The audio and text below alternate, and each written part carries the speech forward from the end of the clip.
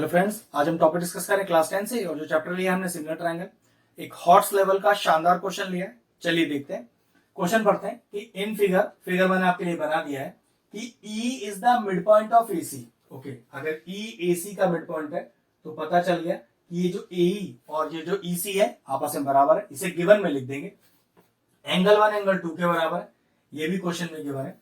और BD by CD is equal to BF upon CE। BF upon CE मुझे proof करना है। एक टफ लेवल का, हॉट्स लेवल का क्वेश्चन है। चलिए देखते हैं, प्रूफ स्टार्ट करते हैं। गिवन टू प्रूफ आप डायरेक्टली लिख देना, ठीक है, क्वेश्चन से देखकर।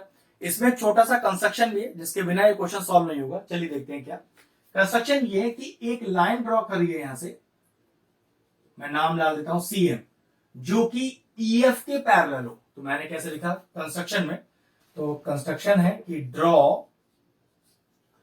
CM पैरेलल EF, ठीक है। और अब करते हैं इसका प्रूफ। बहुत ही शानदार क्वेश्चन है, बहुत ध्यान से समझिएगा, ठीक। सबसे पहले मुझे दिया हुआ है कि E is the mid point of AC। ध्यान से देखिए कि E is the mid point of AC। अगर E AC का मिड पॉइंट है और EF parallel CM, EF parallel CM, इसे क्यों लिख सकते हैं? रीजन लिखेगा बाय कंस्ट्रक्शन। तो 9th क्लास की एक थ्योरम यूज की है हमने। क्या देखिए, किसी ट्राइंगल में अगर एक पॉइंट मिड पॉइंट है और ये पैरेलल भी गिवन है, तो आप कह सकते हो ये दूसरा पॉइंट मिड पॉइंट हो जाएगा और रीजन हो जाएगा converse of mid point theorem. तो उसी तरह से ट्राइंगल ACM में E मिड पॉइंट गिवन है, EF पैरेलल CM कंस्ट्रक्शन से ले लिया, तो पता चला F is the mid point of AM। और रीजन क्या लिखेंगे? Converse of mid point theorem. ये 9th क्लास का स्टेटमेंट है, ठीक है, ये पता चल गया। अब अगर F मिड पॉइंट है तो लिख सकते हैं कि AF बराबर FM, AF बराबर FM, ठीक। AE बराबर EC, AE बराबर EC। ऐसा क्यों लिख सकते हैं भाई? E is the mid point of AC भी तो गिवन है, लेकिन एक लॉजिक देखो, क्या एंगल 1 एंगल 2 के बराबर है? एंगल 1 एंगल 2 के बराबर है, क्या लिखेंगे? रीजन गिवन ही लिखेंगे। अगर किसी ट्राइंगल में दो एंगल बराबर हो तो उनकी आमने सामने वाली साइड्स भी आपस में बराबर होती है।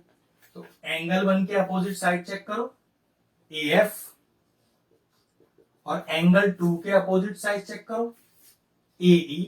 और इसके लिए रीजन क्या लिखेंगे? Side opposite to equal angles are equal.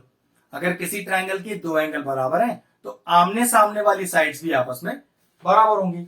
अब ये जो AF AE के बराबर हुआ है, इसका फायदा देखो। क्या इस AF की जगह AE लिख सकते हैं ना? तो क्या करो, इस वाले AF की जगह लिख दो AE। तो ये हो गया AE बराबर FM, AE बराबर FM। लेकिन AE तो EC के बराबर है। इन दोनों इक्वेशन को कंपेयर कर लो, देखो ध्यान से। AE EC के बराबर भी है, AE FM के बराबर भी है। तो दोनों इक्वेशन को कंपेयर किया, कंपेयर इक्वेशन 1 एंड 2। और कंपेयरिंग में होता क्या है, जो सेम टर्म लिखी है उसे हटा दो और जो दूसरी दोनों टर्म्स हैं उन्हें बराबर रख दो। तो AE गायब हो गया, EC बराबर FM आ गया, EC बराबर FM आ गया। अब इस रिलेशन का यूज मुझे आगे क्वेश्चन में करना है। क्वेश्चन इसके बाद बहुत आसान है, इसे मैं अलग से लिख देता हूं कि C बराबर FM, CE और FM, CE और FM मुझे बराबर मिल गया है। तो सब क्वेश्चन को आगे सॉल्व करते हैं। सबसे मैं ट्राइंगल कौन सा से ले रहा हूं? सबसे पहले मैंने लिया ट्राइंगल BCM और BDF। ध्यान से देखिएगा, फिर बताता हूं। BCM BDF।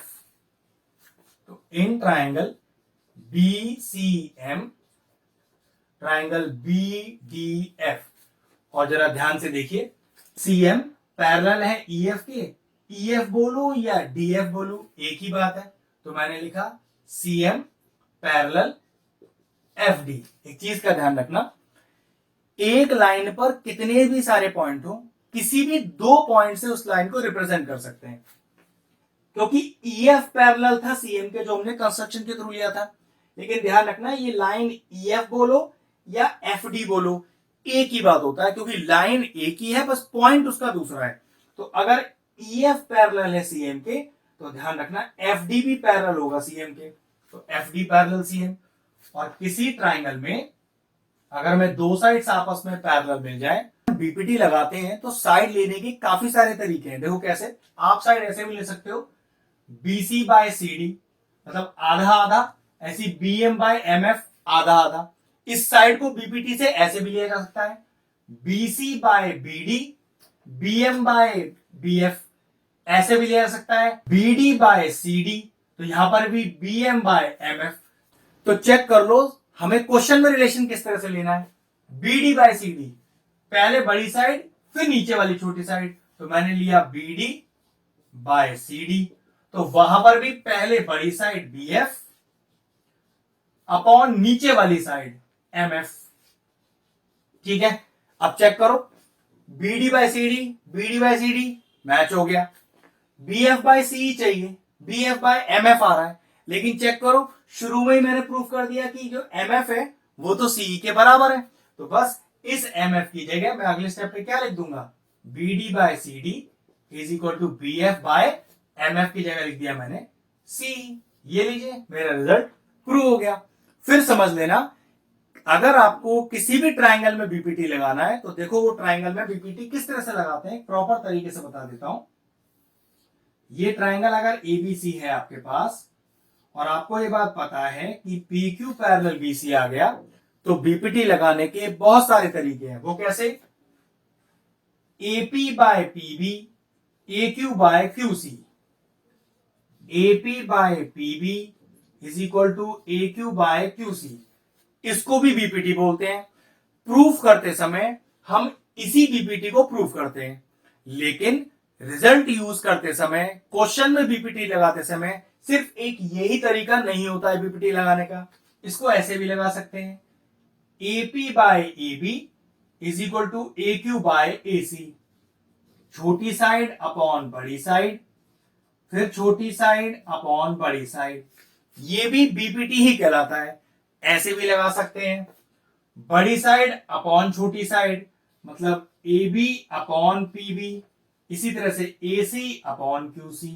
तो ध्यान रखना ये भी बीपीटी होता है। इस क्वेश्चन में हमने ऐसे ही लगाया है, बड़ी साइड छोटी साइड, बड़ी साइड छोटी साइड। कैसे, देखो, बड़ी साइड BD, छोटी साइड CD, बड़ी साइड BF, छोटी साइड MF, ये आ गया। फिर उस MF को हम पहले प्रूफ कर चुके हैं कि वो CE के बराबर है, CE लिख दिया। चेक करो, यही प्रूफ करना था, आंसर आ गया, क्वेश्चन फिनिश हो गया। वीडियो फिनिश करते हैं।